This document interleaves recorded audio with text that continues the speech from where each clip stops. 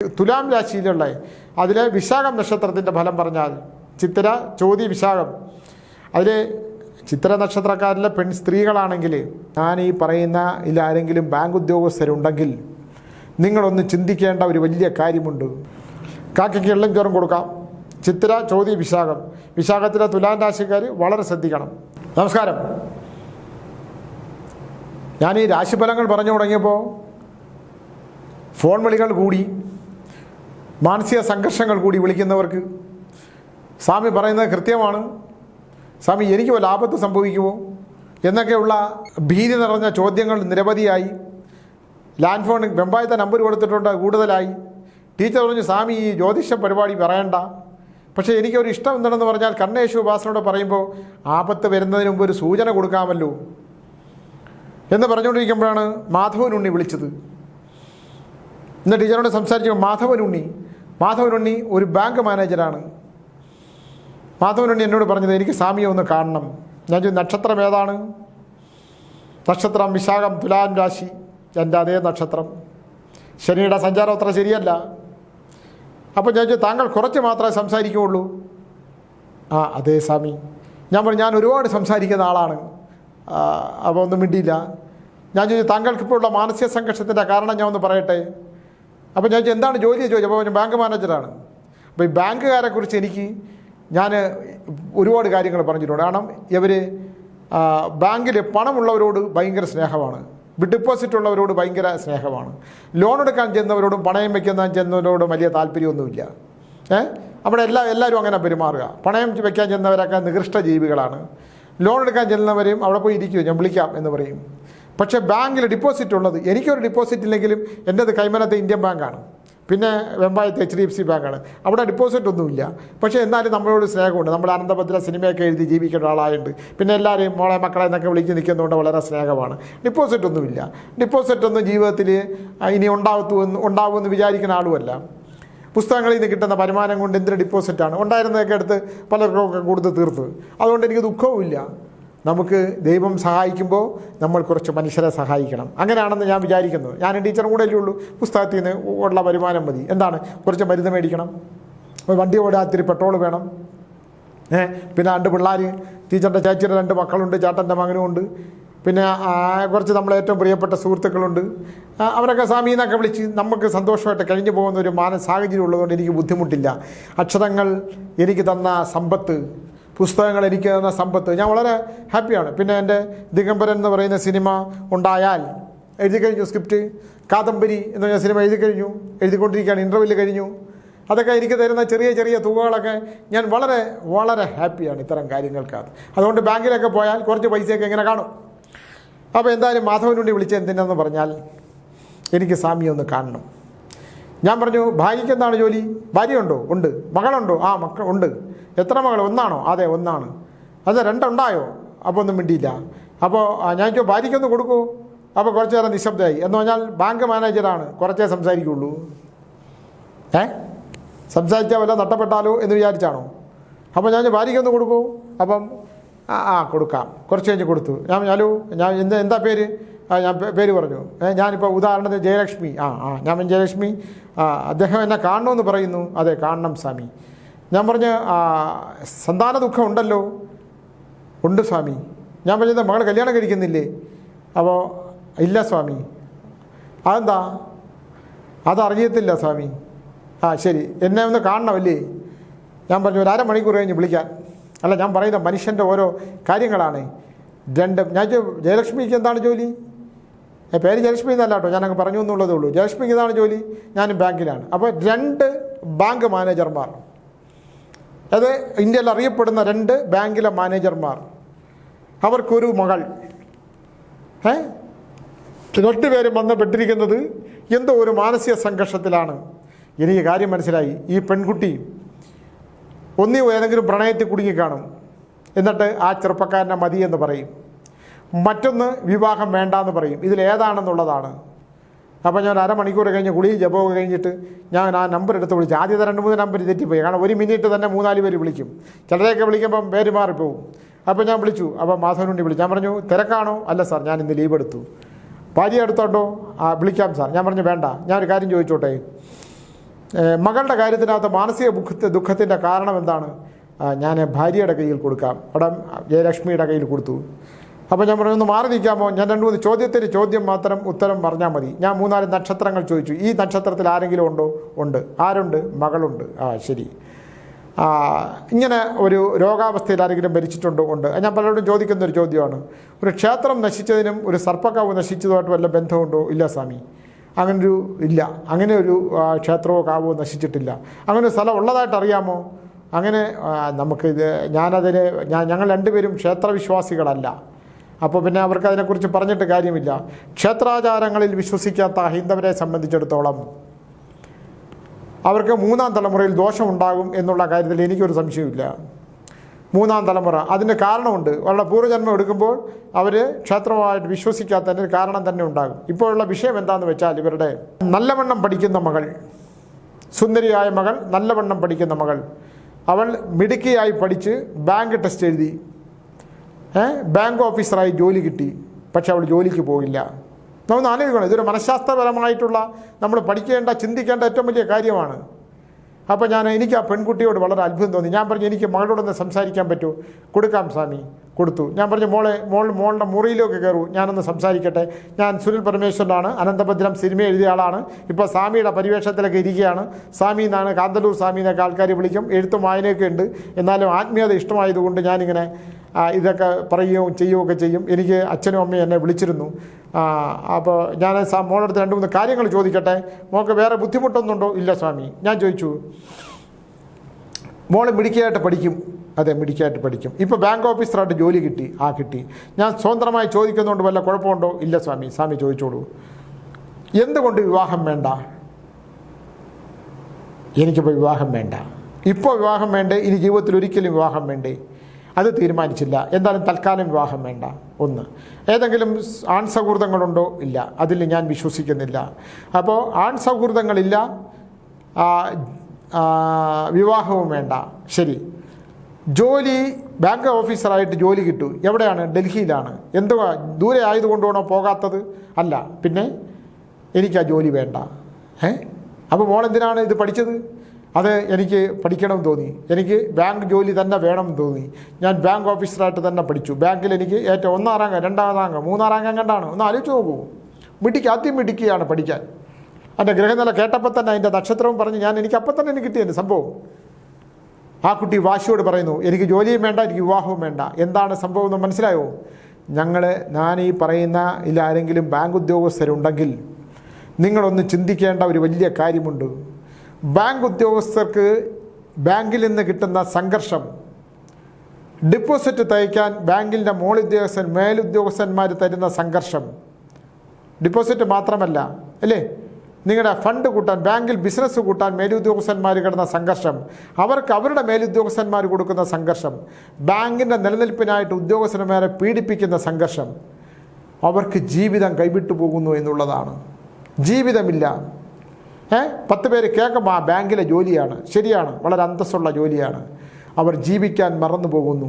ഭാര്യയും ഭർത്താവും ബാങ്കിലാണെങ്കിൽ അവരൊരു കിടക്കയിൽ കിടക്കാൻ മറന്നു പോകുന്നു അല്ലേ. അവരുടെ ജീവിതം, ആ ബാങ്കിലെ ഭാരം, ബാങ്കിലെ അധ്വാനം, ബാങ്കിലെ സംഘർഷം കഴിഞ്ഞ് പെട്ടെന്ന് തലതെറിച്ചു പോകും. ബൈക്കാണെങ്കിൽ ഹെൽമെറ്റോടെ വെച്ച് കഴിഞ്ഞാൽ കംപ്ലീറ്റ് മുടികൾ മുഴുവൻ പൊഴിഞ്ഞു പോകും. അവർക്ക് കുട്ടികളെ ശ്രദ്ധിക്കാൻ സമയമില്ല, കുട്ടികളുടെ സ്വപ്നങ്ങളെക്കുറിച്ച് അറിയാൻ സമയമില്ല, കുട്ടികളുടെ വളർച്ചയെക്കുറിച്ച് അറിയാനാവില്ല. അവരും പഠിപ്പിക്കുന്നു കുട്ടികളെ. മിടുക്കിയായി പഠിച്ചു കുട്ടി പറയുന്നു, ഞാൻ ബാങ്ക് ഓഫീസറായി, എനിക്ക് ജോലി കിട്ടി, എന്നിട്ട് എനിക്ക് വിവാഹവും വേണ്ട, എനിക്ക് ബാങ്കിലെ ജോലിയും വേണ്ട. എന്താണ്? അച്ഛനും അമ്മയോടുള്ള ഒരു നല്ല സ്നേഹം കൊടുക്കാൻ കഴിയാതെ, ഒന്ന് ഹൃദയത്തോടെ ചേർത്ത് പിടിക്കാൻ കഴിയാതെ അല്ലേ, മകളുമായിട്ടൊരു യാത്ര ചെയ്യാൻ കഴിയാതെ, ബാങ്കിലെ കണക്കുകൾക്ക് നടുവിൽ അല്ലേ, ബാങ്കിൻ്റെ ടാലിയാക്കാൻ പറ്റുന്ന, ബാങ്കിൽ ഇട്ടുകൂടുന്ന ഡിപ്പോസിറ്റുകളുടെ നടുവിൽ മാത്രം ശ്രദ്ധിച്ച് ബാങ്കിലെ സംഘർഷങ്ങൾക്ക് നടുവിൽ ദാമ്പത്യം തകർന്നു പോകുന്ന ഒരുപാട് ബാങ്ക് ജീവനക്കാരെക്കുറിച്ചാണ് ഞാനീ പറയുന്നത്. ബാങ്ക് ജോലിയന്മാരെ കുറിച്ച്. അവർക്ക് ജീവിതമില്ല, അവർ നല്ലൊരു സിനിമ കാണാൻ പോകുന്നില്ല. ഞാനിത് എൻ്റെ പഠനമാണ്, പഠനം മാത്രമല്ല ഒരുപാട് പേരെ എനിക്കറിയാം. ഇതിപ്പോൾ മാധവൻ ഉണ്ണിയുടെയും ജയലക്ഷ്മിയുടെയും കഥയാണ്. അവരുടെ ഒരു മകളുടെയും കഥ.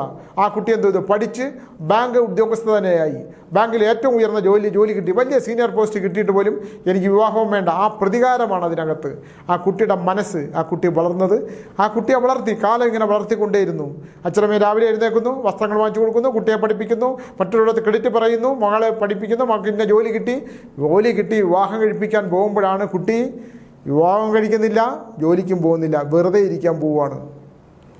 എങ്ങനെയുണ്ട്? ഇത് മാതാപിതാക്കൾ അറിയണം. കുട്ടികളെ പഠിപ്പിക്കുന്നതിൽ മാത്രമല്ല, കുട്ടികൾക്ക് സ്നേഹം പകർന്നു കൊടുക്കണം. കുട്ടികളുടെ അഭിരുചികളെക്കുറിച്ച് അറിയണം. കുട്ടികളുമൊത്ത് നമ്മൾ കുറച്ച് നേരം സിനിമയ്ക്ക് പോവുകയോ അല്ലെങ്കിൽ അവരുടെ താല്പര്യങ്ങൾ സംരക്ഷിക്കുകയോ ചെയ്യണം. സ്വന്തം ജോലി ഉണ്ടാകുന്നതിനോടൊപ്പം തന്നെ അവരുടെ താല്പര്യങ്ങളും കൂടെ നമ്മൾ അറിഞ്ഞാലേ അല്ലേ പറ്റുള്ളൂ. ഇപ്പം ഈ ഇന്നത്തെ കാലഘട്ടത്തിൽ ഇതൊക്കെ വളരെ ചുരുക്കമാണ്. പക്ഷേ എനിക്ക് വളരെ അത്ഭുതം തോന്നി. ഞാനപ്പോൾ മോളുടെ പരിപാടി എന്താണ്? ഞാനൊന്നുമില്ല, കുറേ കാലത്തൊക്കെ മിണ്ടാതിരിക്കുകയാണ്. ഞാൻ പറ്റി ഏതെങ്കിലും പുരുഷ സൗഹൃദം ഉണ്ടായിട്ടാ? ഒരുപാട് പേര് ഇഷ്ടമാണ്, സ്നേഹമാണ്, പ്രപ്പോസലൊക്കെ വന്നു. എനിക്ക് താല്പര്യമില്ല സ്വാമി. എന്തുകൊണ്ടാണ്? അച്ഛനും അമ്മയും ജീവിക്കുന്ന കണ്ടു. രണ്ടുപേരും കണക്കുകളുടെ ലോകത്താണ്, സംഘർഷങ്ങളുടെ ലോകത്താണ്, അക്കൗണ്ട്സിൻ്റെ ലോകത്താണ്. കണക്കുകളുടെ ലോകത്തായിപ്പോയി. സ്ഫടികം സിനിമ പോലെ കണക്കുകളാണ് എല്ലാം. അപ്പോൾ രണ്ടുപേരും ബാങ്കിലെ വലിയ സീനിയർ ആൾക്കാരാണ്. ആ രണ്ട് ബാങ്കിലെ സീനിയർ ഉദ്യോഗസ്ഥരെ സംബന്ധിച്ചിടത്തോളം വേറെ ഒന്നിനും ജീവിതത്തെക്കുറിച്ച് ചിന്തിക്കാൻ, ജീവിതത്തിനെക്കുറിച്ച് അറിയാൻ അവർക്ക് സമയമില്ലാതെ പോകുന്നു. നമ്മളെപ്പോഴും ചിന്തിക്കേണ്ട ഒരു കാര്യമാണ്, നമ്മൾ നമ്മുടെ ശരീരത്തെക്കുറിച്ച് ചിന്തിക്കുന്നുണ്ടോ? അസുഖം വന്നാൽ, തലവേദന വന്നാൽ ഒരു പാരസെറ്റമോൾ കഴിക്കും, പനി വന്നാൽ ഒരു മരുന്ന് വാങ്ങിച്ച് കഴിക്കും. ഈ ജീവിതത്തിൻ്റെ ഒരു ഘട്ടം കഴിയുമ്പോൾ ഓവറായിട്ടുള്ള സംഘർഷങ്ങൾ, ഓവറായിട്ടുള്ള ഭാരം, ഈ ഭാരം നമുക്ക് തരുന്നത് എന്താണ്? ശാരീരികമായിട്ടുള്ള അവശത, രോഗലക്ഷണങ്ങൾ. ഇതൊന്നും അറിയുന്നില്ല. അവസാനം റിട്ടയർമെൻ്റ് ആകുമ്പോൾ കുറേ പണം കിട്ടും. ഈ പണം മേടിച്ചു കൊണ്ടുവന്ന് അക്കൗണ്ടിലിട്ട് കഴിഞ്ഞിട്ട് ഒരു ഇരിപ്പാണ്. ചുറ്റും ബന്ധുക്കളുമില്ല. ആരെങ്കിലും കടം മേടിച്ചുകൊണ്ടാകുമ്പോൾ എനിക്കറിയാവുന്ന ഒരാളുണ്ടല്ലേ, ബാങ്കിലെ കടം മേടിച്ചുകൊണ്ടിട്ട് നശിച്ചു പോയ ഒരാളുടെ കഥയുണ്ട് എൻ്റെ അടുത്തൊരു വലിയ ബാങ്ക് മാനേജർ, ഞാൻ പറഞ്ഞിട്ടുള്ള കഥയാണ്. ബാങ്ക് മാനേജർ എൻ്റെ അടുത്ത് വന്നു. അപ്പോൾ അദ്ദേഹത്തിന് വളരെ കർക്കശക്കാരനായ സ്വഭാവക്കാരനായിരുന്നു. അദ്ദേഹത്തിൻ്റെ ഭാര്യയും മകനുമുണ്ട്. ഒരു മാസത്തിന് മുമ്പ് എന്നെ വിളിച്ചിരുന്നു, ഞാൻ പറഞ്ഞിട്ടുള്ളതാണ്. ആ കർക്കശക്കാരനായിട്ടുള്ള മനുഷ്യൻ, എല്ലാവരും കേട്ടിട്ടുണ്ടോ എന്ന് അറിയത്തില്ല ഞാൻ ഈ പറഞ്ഞ കഥ. കർക്കശക്കാരനായിട്ടുള്ള മനുഷ്യൻ എന്ത് ചെയ്തു? പെൻഷൻ കിട്ടിയ എത്രയോ ലക്ഷം രൂപ ബാങ്കിൽ ആരോടും അണ്ണ് വീണ കണക്കിനെ സംബന്ധിച്ചിടത്തോളം മാറ്റമില്ലാത്ത മനുഷ്യൻ ആണ്. ഇവിടെ മാടൂല അങ്ങോട്ടും ഇങ്ങോട്ടും. അങ്ങനെ ആ കിട്ടിയ എത്രയോ ലക്ഷം രൂപ, 1 കോടി രൂപയ്ക്ക് അടുത്തോളം ഉണ്ടാവും. ആ പണം കൊണ്ടുവന്ന് പിന്നെ ബാങ്കിലിട്ടപ്പം ഇദ്ദേഹത്തിൻ്റെ വീട്ടിൻ്റെ 3ാമത്തെ വീട്ടിൽ ഒരു ബ്രാഹ്മണ കുടുംബം താമസിക്കുന്നുണ്ട്. അവർ അച്ഛനും മക്കളും എല്ലാം കൂടെ എന്തോ ബിസിനസ്സാണ്. അവർ ഈ ബാങ്ക് ഇടുന്നതിൻ്റെ വൈകുന്നേരം ഈ അച്ഛനും മക്കളെല്ലാം കൂടെ വന്ന് പറഞ്ഞു, സാറേ പിന്നെ ഒരാഴ്ചത്തേക്ക് ഞങ്ങൾക്ക് ഇത്ര ലക്ഷം രൂപ വേണം. 50 ലക്ഷം എന്ന് വിചാരിക്കൂ, അദ്ദേഹത്തിന് ആകെ ഉണ്ടായിരുന്ന പൈസയാണ്. ഇല്ലെങ്കിൽ 1 കോടിയാണെന്ന് വിചാരിച്ചോളൂ. ഇത്രയും ലക്ഷം രൂപ ഞങ്ങൾക്ക് വേണം. 7 ദിവസം മതി. 8ാമത്തെ ദിവസം ഞങ്ങൾ ഈ പണം ഇത്ര പൈസയും കൂടെ ചേർത്ത് തിരിച്ചു തന്നേക്കാം. ഇത്ര പൈസ എന്നാണ് ഇൻട്രസ്റ്റ്. എപ്പോഴും ബാങ്കുകാർ ഇൻട്രസ്റ്റ് മാത്രം കണക്ക് കൂട്ടും. ഈ ഷെയർ മാർക്കറ്റിലുള്ളവരെ കുറിച്ച് അറിയത്തില്ലേ? അവർ സ്നേഹത്തിന് പോലും ഷെയറാണ് കണക്ക് കൂട്ടുക. ഷെയർ മാർക്കറ്റ് ജോലി ചെയ്യുന്നവരെല്ലാം ഷെയറായിട്ടേ കണക്ക് കൂട്ടുള്ളൂ. ജീവിത മൂല്യങ്ങൾക്കകത്ത്, ഇഷ്ടബന്ധങ്ങൾ, സ്നേഹത്തിനകത്തൊക്കെ ഷെയറല്ല കാണേണ്ടത്. സ്നേഹമെന്ന് പറയുന്നത് ഒരു വല്ലാത്ത വികാരമാണ്. ആ വികാരം നമ്മൾ മറന്നു പോകരുത്, അല്ലേ? ഇഷ്ട സഹോദരങ്ങൾ തമ്മിൽ ഇപ്പോൾ ബന്ധമില്ല. കണ്ടിട്ട് ഇന്നലെയൊക്കെ അടിച്ചു കൊല്ലുകയും സഹോദരങ്ങൾ തമ്മിൽ കുത്തിക്കൊല്ലുകയും അടിച്ചു കൊല്ലുകയൊക്കെ ചെയ്യുന്നു. സഹോദരന്മാരനെ ശത്രുവായിട്ട് കാണുക. മൂത്തൊരു സഹോദരി ഉണ്ടെങ്കിൽ ബാക്കിയുള്ള സഹോദരങ്ങളെയൊക്കെ നോക്കണം, അവർ ശത്രുവായിട്ട് കാണുക. അവൻ മരിച്ചു, ഏറ്റവും നല്ലത്, അവൻ നശിച്ചു പോകും എന്നൊക്കെ പറഞ്ഞാൽ എത്ര ഒരുപാട് പേരുണ്ട്. എനിക്കത് കേൾക്കുമ്പോൾ തന്നെ ഒരു തരം അസ്വസ്ഥത. നിങ്ങൾ എന്താ ആരെക്കുറിച്ചായി പറയണമെന്ന് ഞാൻ ചോദിക്കും. അല്ല സ്വാമി, അവൻ്റെ കല്യാണം കഴിച്ചതിന് ശേഷം അവൻ്റെ ഭാര്യയായിട്ട് ചേർന്ന് എന്നെ ഏറ്റവും കൂടുതൽ ദ്രോഹിച്ചവനാണ്, എനിക്കെതിരെ ആഭിചാരം ചെയ്ത് എൻ്റെ കലത്തിനകത്ത് നിർത്തുന്നതൊക്കെ പറയും. എന്തൊരു മണ്ടത്തരങ്ങളാണ് ഇതൊക്കെ പറയുന്നത്. എന്നാലും ഒരു ഗർഭപാത്രത്തിൽ നിന്ന് വന്നവർ പരസ്പരം സ്നേഹിക്കുകയും തിരിച്ചറിയുകയും ചെയ്യുന്ന ഒരു സ്നേഹം എന്ന് പറയുന്നൊരു കാര്യമുണ്ട്, അല്ലേ? ചിലരോട് എനിക്ക് വലിയ ഇഷ്ടം തോന്നുന്നു അത്തരം സ്നേഹബന്ധങ്ങൾ കാത്തു സൂക്ഷിക്കുന്നവരോടുള്ളത്. എന്നിട്ട് ഇദ്ദേഹത്തിന് പൈസ കൊടുത്തു. ഇദ്ദേഹം പൈസ കൊടുത്തു. 7 ദിവസം കഴിയുമ്പോൾ ഇത്രയും കൂടെ കിട്ടുമല്ലോ എന്ന് വിചാരിച്ച് കാണും. എന്തായാലും 7ാമത്തെ ദിവസം ഇവരെ കാണാത്തതുകൊണ്ട് ഇദ്ദേഹം 8ാമത്തെ ദിവസം രാവിലെ അവരെ വീട്ടിൽ ചെല്ലുമ്പോൾ കാണുന്നത് എന്താണെന്നോ? ആ കുടുംബത്തിലെ അദ്ദേഹത്തെ കാണാൻ വന്ന അച്ഛനും മക്കളും ആത്മഹത്യ ചെയ്യുന്നു, മരിച്ചു കിടക്കുന്നതാണ്. മുഴുവൻ പണവും പോയി. അത് ഈ അടുത്ത 2 വർഷം മുമ്പാണ് മരിച്ചത്. അപ്പോൾ വൈഫ് എന്നെ വിളിച്ചിരുന്നു. ഒരു മകനുണ്ട്, ബാംഗ്ലൂരാണ്. പക്ഷേ ഞാനീ പറഞ്ഞു വന്നത്, ഒരിക്കലും ബാങ്ക് ജീവനക്കാർ, ബാങ്കിൽ ജീവിക്കുന്നവർക്ക് സ്വസ്ഥതയില്ല. ഞാൻ എൻ്റെ ബാങ്കിൽ ഇന്ത്യൻ ബാങ്കിൻ്റെ കവിത മേഡമൊക്കെ ഉണ്ട്. ഞാൻ പോകുമ്പോൾ പറയും നിങ്ങളെന്താ സമാധാനം വലിയ ഒരു സിനിമയൊക്കെ കാണും ഇടയ്ക്കിടയ്ക്ക്. ഈ കണക്കുകളുടെ ലോകത്ത് നിന്നും കൊണ്ട് മാറി നിൽക്കാൻ പറയും. നമ്മുടെ മനുഷ്യരെപ്പോഴും സമ്പത്തിനെക്കുറിച്ച് മാത്രം, സാമ്പത്തിക ബാധ്യതകളെക്കുറിച്ചും മക്കളെക്കുറിച്ചൊക്കെ തിരിച്ചും ഒരാളും തിരിഞ്ഞു നോക്കില്ല. കല്യാണം വിവാഹം കഴിഞ്ഞ് പോയാൽ തിരിഞ്ഞു നോക്കാത്തവർ. ഈ അടുത്ത കാലത്തിൽ അച്ഛനും അമ്മയും വിളിച്ചു, സ്വാമി അവൻ കല്യാണം കഴിച്ചു പോയി, അവൻ പിന്നെ ഞങ്ങളെ വിളിച്ചിട്ടേ ഇല്ല സ്വാമി, എങ്ങനെങ്കിലും അവനെ തിരിച്ചു കൊണ്ടുവരാൻ വല്ല പൂജ കർമ്മങ്ങൾ വല്ലതുകൊണ്ടോ? എന്ത് പൂജ, എന്ത് കർമ്മം? ഒന്നുമില്ല. ഭാര്യയുടെ വീട്ടിൽ ചെല്ലുമ്പോൾ അവിടെയാണ് സ്വർഗ്ഗലോകം. ഈ പാവപ്പെട്ട അച്ഛനും അമ്മയും വളർത്തി പഠിപ്പിച്ച് വലുതാക്കിയ അച്ഛനും അമ്മയും വേണ്ട. പകരം ചെന്ന് കയറിയ വീട്ടിൽ ഉണ്ടാകുന്ന ഭാര്യ കൊടുക്കുന്ന ഭൗതിക സുഖങ്ങളും ആത്മീയ സുഖങ്ങളും അവരുടെ പുതിയ അന്തരീക്ഷമൊക്കെ അച്ഛനും അമ്മയും വല്ലപ്പോഴും മാത്രം നോക്കാം. ഈ അടുത്ത കാലത്ത് ഒരാൾ അച്ഛനും അമ്മയെ നോക്കിയതേ ഇല്ല. അവർ വളരെ ദയനീയപ്പെട്ട്, വേറൊരു 2 സഹോദരിമാരുണ്ടായിരുന്നു, അതിൽ ഒരു സഹോദരി നോക്കത്തേ ഇല്ല. മൂന്നാമത്തെ സഹോദരി അച്ഛനമ്മമാരെയും കൊണ്ടുപോയി നോക്കി, നല്ലവണ്ണം നോക്കി. 2 അച്ഛനും അമ്മയും മരിച്ചതിന് ശേഷം ഈ സഹോദരൻ ഒരു ദിവസം വിളിച്ചു വന്നു, വളരെ ക്ഷീണിതനായിട്ട് വന്നു. എന്താണ്? മക്കൾ അവരെ അടിച്ചിറക്കി കിടക്കാൻ സ്ഥലമില്ല. ഏതാണ്? അച്ഛനമ്മമാരെ നോക്കിയില്ല. അപ്പോൾ ഇദ്ദേഹത്തിന് ഇപ്പോൾ കിടക്കാൻ സ്ഥലമില്ല. അപ്പോൾ ഇളയ സഹോദരി ചോദിച്ചൊരു ചോദ്യം, എന്നെ വിളിച്ചു സ്വാമി ഇതാ വന്നിട്ടുണ്ട്, ജീവിതത്തിൽ ഒരു മകനെ ഉണ്ടാവൂ, ലാളിച്ച് വളർത്തിയതാണ്, ഒരിക്കൽ പോലും അവസാനം അച്ഛനും അമ്മയും മരിക്കാൻ നേരത്ത് അവസാന കാലം വരെ ചോദിച്ചു, അവനൊന്നും വന്നില്ലല്ലോ, എന്നെ ഒന്ന് കാണാൻ വന്നില്ലല്ലോ മോളേന്ന്. ഇവരാശ്വസിപ്പിച്ച് മരിച്ചു. ഇളയ മകൾ നോക്കിയിട്ടേ ഇല്ല. അവൾ 2-3 കല്യാണവും കഴിച്ചു. അവളെ വഴിക്ക് പോയി. അല്ല, നമ്മുടെ മനുഷ്യൻ്റെ ഓരോ അവസ്ഥകളെക്കുറിച്ച് ഞാനിങ്ങനെ പറയുന്നത്. എന്നിട്ട് പോയി അയാൾ വന്നു. അപ്പോൾ എന്നെ വിളിച്ച് ചോദിച്ചു. ഞാൻ പറഞ്ഞു നമുക്കൊരു പ്രതികാരം വേണ്ട, എന്തായാലും കൂടെ ഒന്ന് താമസിപ്പിച്ചോളൂ, അയാൾക്ക് ഭക്ഷണം കൊടുത്തോളൂ, നമുക്ക് പുണ്യം ഉണ്ടാകട്ടെ, അച്ഛൻ്റെ ആത്മാവിൻ്റെ അനുഗ്രഹം ഉണ്ടാകും എന്ന് പറഞ്ഞ് കൂടെ നിർത്തി. എന്തായാലും ഇതാണ് ഇന്ന് മനുഷ്യൻ്റെ ഒരു അവസ്ഥകളിലൂടെ പറഞ്ഞു പോയെന്നേ ഉള്ളൂ. അപ്പോൾ തുലാം രാശിയെക്കുറിച്ച് പറയുകയാണെങ്കിൽ വൃശ്ചിക രാശിയുടെ ഫലം പറഞ്ഞു കഴിഞ്ഞുള്ള തുലാം രാശിയിലുള്ള അതിലെ വിശാഖം നക്ഷത്രത്തിൻ്റെ ഫലം പറഞ്ഞാൽ ചിത്തിര, ചോതി, വിശാഖം. അതിൽ ചിത്തിര നക്ഷത്രക്കാരിലെ സ്ത്രീകളാണെങ്കിൽ നാവ് അടക്കി തന്നെ ജീവിക്കണം. നാവ് അടക്കിയില്ലെങ്കിൽ വിഷം വായിൽ നിന്ന് വരും എന്നാണ്. ഞാൻ വിഷവാക്കുകൾ ഉപയോഗിക്കും. ചോദ്യ നക്ഷത്രക്കാർക്ക് ഗ്രഹനില പ്രകാരം, ജ്യോതിഷപ്രകാരം നല്ല കാലമായിരിക്കും.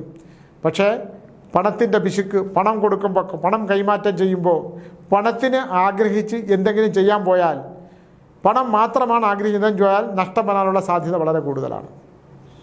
നഷ്ടം ആഗ്രഹിച്ച് സന്താനങ്ങൾക്ക് സന്താനയോഗം ഉണ്ടാവുന്ന കാലഘട്ടമാണെങ്കിൽ പരിഹാരക്രിയകൾ ചെയ്യുന്നത് നല്ലതാണ്. അത് ചിത്ര നക്ഷത്രക്കാരും ചെയ്യുന്നത് നല്ലതാണ്. ചിത്ര നക്ഷത്രക്കാർ സ്വന്തം ഗൃഹം, ജനിച്ച ഗൃഹം നശിച്ചു പോയിട്ടുണ്ടെങ്കിൽ, പിതൃക്കൾക്ക് കർമ്മം ചെയ്യുന്ന രാമേശ്വരത്ത് പോയിട്ട് 7 തലമുറയുടെ പിതൃക്കൾക്ക് കർമ്മങ്ങൾ ചെയ്ത് 22 തീർത്ഥങ്ങളിൽ കുളിക്കുന്നത് നല്ലതാണ്. ചിത്ര നക്ഷത്രക്കാർ കാക്കയ്ക്ക് എള്ളും ചോറും കൊടുക്കാം. ചിത്തിര, ചോതി, വിശാഖത്തിലെ തുലാം രാശിക്കാർ വളരെ ശ്രദ്ധിക്കണം. ഈ ധനപരമായ കാര്യത്തിൽ ധനം വന്നു ചേരണമെങ്കിൽ നിലനിർത്തുന്ന കാര്യത്തിനെക്കുറിച്ചും ശത്രുക്കൾ നമ്മൾ ആഭിചാരം ചെയ്യുന്നൊക്കെ തോന്നും, അതൊന്നും ചേക്കത്തില്ല. ഒരു ശത്രുദോഷങ്ങളും ഏൽക്കുന്ന പരിപാടിയില്ല. അനിഴം നക്ഷത്രത്തിനും വളരെ ശ്രദ്ധിക്കേണ്ട ഒരു കാലഘട്ടമുണ്ട്. അനിഴം നക്ഷത്രത്തെക്കുറിച്ച് വിശദമായിട്ട് പറയുവാണെങ്കിൽ രോഗദുരിതങ്ങളുടെ ഒരു കാലഘട്ടമാണ്. കഴുത്തിന് മുകളിലോട്ട് രോഗാവസ്ഥ, രക്തത്തിൽ രോഗാവസ്ഥ, മാനസികമായ ദുരിതം, മനോദുരിതത്തിൻ്റെ ഒരു കാലഘട്ടമാണ്. അത് വളരെ ശ്രദ്ധിച്ചില്ലെങ്കിൽ അത് വേറൊരു അവസ്ഥയിലേക്ക് പോകാനുള്ള സാധ്യതയുണ്ട്. അന്യ നക്ഷത്രക്കാർ മനോദുരിതങ്ങൾക്കുള്ള കാലഘട്ടമാണ്. അത് വരുമ്പോൾ 9 മാസം ഒരു ഗ്രഹം പിഴച്ച് സഞ്ചരിക്കും എന്നാണ്. ഗ്രഹപ്പിഴകളുടെ ഒരു കാലഘട്ടമുണ്ട്. വിചാരിക്കുന്ന പോലെ ഒരു കാര്യം നടക്കാനുള്ള സാധ്യത വളരെ കുറവാണ്. സന്താനങ്ങൾക്ക് ദുരിതം ഉണ്ടാകുന്ന കാലഘട്ടം, സന്താനങ്ങൾക്ക് തടസ്സമുണ്ടാകുന്ന കാലഘട്ടം, കർമ്മസ്ഥാനത്ത് തടസ്സമുണ്ടാകുക, ഓപ്പറേഷൻ ഒക്കെ വരാനുള്ള സാധ്യത അനിഴ നക്ഷത്രക്കാർക്ക് വളരെ ദോഷകാലമാണ്. ഭർത്താവിന് ദുരിതങ്ങൾ, ഭാര്യ സ്ത്രീയാണ് അനിഴമെങ്കിൽ ഭർത്താവിന് ദോഷകാലവും, പിന്നെ പുരുഷനാണെങ്കിൽ ഭാര്യയ്ക്ക് ദോഷകാലമാണ്. അനിഴ നക്ഷത്രത്തിന് ഒന്ന് ശ്രദ്ധിക്കേണ്ട കാലത്തിന് ഉദരത്തിനും കാലിനും രോഗം വരാനുള്ള കാലഘട്ടമാണ്. അത് പൂർവ്വജന്മവുമായിട്ട് ബന്ധപ്പെട്ട ഒരു വിഷയം, പൂർവ്വജന്മവുമായിട്ട് ബന്ധപ്പെട്ട ഒരു ദേവിയുടെ കോപം നടക്കുന്നതുകൊണ്ട് ഈ തൊഴുവങ്കോട് ക്ഷേത്രങ്ങളിൽ തിരുവനന്തപുരത്താണെങ്കിൽ, ഇല്ലെങ്കിൽ ദേവി ഭദ്രകാളി ക്ഷേത്രങ്ങളിൽ ഒരു കറുത്ത കോഴി ഉഴിഞ്ഞു വെക്കാൻ നല്ലതാണ്. പത്തനംതിട്ട ജില്ലയിലൊക്കെ ആണെങ്കിൽ മലയാലപ്പുഴ ക്ഷേത്രത്തിൽ ഒരു കറുത്ത കോഴിയെ ഉഴിഞ്ഞു വെച്ച് മഞ്ചാടിക്കുഴി വാരിയിടുന്നത് പരിഹാരമാവും. ഭദ്രകാളി ക്ഷേത്രത്തിലെ പരിഹാരങ്ങൾ ഭയങ്കര ഫലം ചെയ്യുന്ന ഒരു കാലഘട്ടമാണ്. ഭദ്രകാളി ക്ഷേത്രത്തിൽ പശുക്കളെ വളർത്തുന്നവരാണെങ്കിൽ, നാൽക്കാലിയെ കുടുംബത്തിൽ വളർത്തിയിരുന്നെങ്കിൽ, നാൽക്കാലി ചത്തിട്ടുണ്ടെങ്കിൽ ഈ അളകപ്പൻകൂടെന്ന് പറയുന്ന നമ്മുടെ ശാന്തിവിള ദിനേശ് പറഞ്ഞൊരു അമ്പലമുണ്ട്, അവിടെ പോയിട്ട് ഈ നാൽക്കാലികൾക്കുള്ള പരിഹാരം ചെയ്യുന്നത് ഈ കാലഘട്ടത്തിൽ വളരെ നല്ലതാണ്. വളരെ ശ്രദ്ധിക്കേണ്ട ഒരു സമയമാണ് നമ്മൾ കടന്നു പോകുന്നത്. ഈ ഗ്രഹങ്ങൾ പിഴച്ചു കഴിഞ്ഞാൽ അതെന്ന് പറഞ്ഞാൽ നമ്മളൊരു കസേരയിൽ ഇരുന്നു എന്ന് വിചാരിച്ചാൽ കുറേ കാലം ഒരു കസേരയിൽ ഇരുന്നു, നമ്മൾ എഴുന്നേറ്റ് മാറിയാലും നമ്മുടെ ചൂട് അവിടെ തന്നെ ഉണ്ടാകുമെന്ന് പറയും പോലെ പിഴച്ച ഗ്രഹങ്ങൾ പിഴപ്പിച്ചു കൊണ്ടേയിരിക്കും. അപ്പം നമ്മളൊന്ന് ശ്രദ്ധിക്കണം. ഇനി ശുക്ര കാലഘട്ടമാണ്, ഇനി ശരീര അപകാരമുണ്ട്, ഇനിയിപ്പോൾ വേറെ കുഴപ്പമൊന്നുമില്ല എന്ന് വിചാരിച്ചാലും ശത്രുക്കളാൽ ദോഷം. നമ്മളേതെങ്കിലും ഈ നക്ഷത്രം ചിത്തിര, ചോതി, വിശാഖം, പിന്നെ അനിഴം നക്ഷത്രവും നമ്മൾ ഏതെങ്കിലും ക്ഷേത്രങ്ങളിൽ സ്ഥിരമായിട്ട് പോവുകയും പ്രാർത്ഥിക്കുകയൊക്കെ ചെയ്തിട്ട് പിന്നെ അതങ്ങ് വിട്ടുകളയുകയാണെങ്കിൽ അതുവരെ പ്രാർത്ഥിച്ചതിൻ്റെ ശേഷം തിരിച്ചടിക്കുന്ന ഒരു കാലഘട്ടമാണ്.